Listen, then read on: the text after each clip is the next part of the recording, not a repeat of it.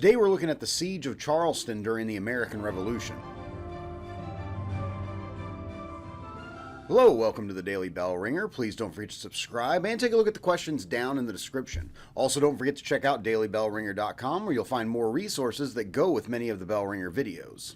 Considered to be one of the worst American defeats of the American Revolution, the siege and eventual fall of Charleston, South Carolina, or Charlestown as it was known as, took place in late 1779 into early 1780. The early phases of the American Revolution had primarily focused on the northern colonies, as the British were determined to cut off New England from the rest of the colonies by capturing New York and in particular the Hudson River. But after the American victory at Saratoga and France announcing they were going to enter the war on the side of the Americans, the British knew they needed to change strategy. The commanding British general at the time, William Howe, resigned his command, and British General Henry Clinton took over British forces in America in February of 1778. Soon after, British leadership back in London, led by Prime Minister Lord Frederick North, developed a new strategy: take the war south and fight in the Southern Colonies. The British made this decision for two big reasons. The British felt they could exploit their naval dominance more in the South, and second, there were more loyalists based out of the South that would support the British cause. Remember, the war had shut down trade, and wealthy plantation owners across much of the South simply wanted the war to come to an end so that the economy would bounce back and they could start making money again. Clinton received orders to put the plan into motion, and in December of 1778, 1,000 British troops were sent to Georgia, and they soon captured Savannah. This success prompted the British to increase their efforts in the South. On December 26, 1779, Clinton, along with his second-in-command, General Charles Cornwallis, departed New York heading for Charleston. With him, he brought over 8,500 soldiers on 90 transport ships, along with 14 warships.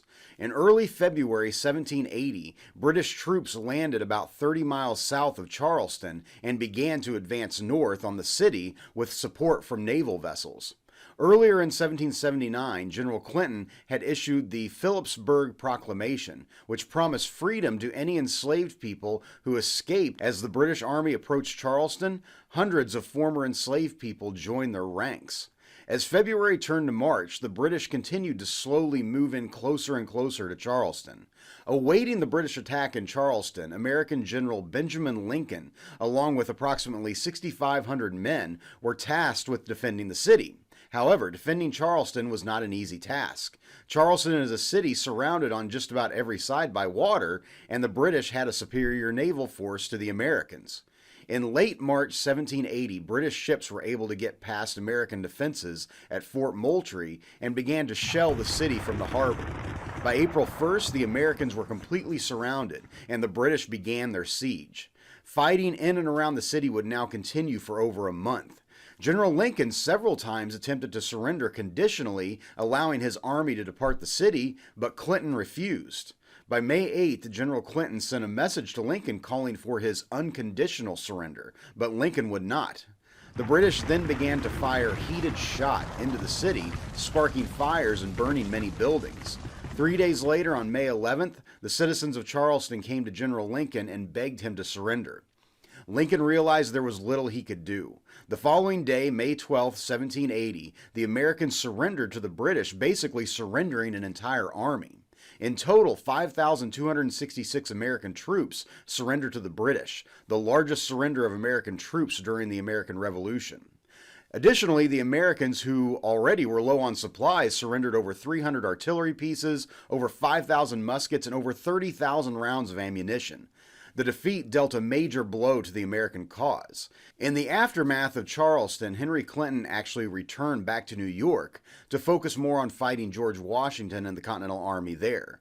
In the meantime, General Charles Cornwallis began leading British troops north in what was known as the Carolinas Campaign. But Cornwallis would be slowed down by American guerrilla tactics and eventually would make his way to Yorktown, Virginia, where a final showdown with the Americans would take place that would decide the overall outcome of the war. So with that, hopefully you learned something, and thanks for watching.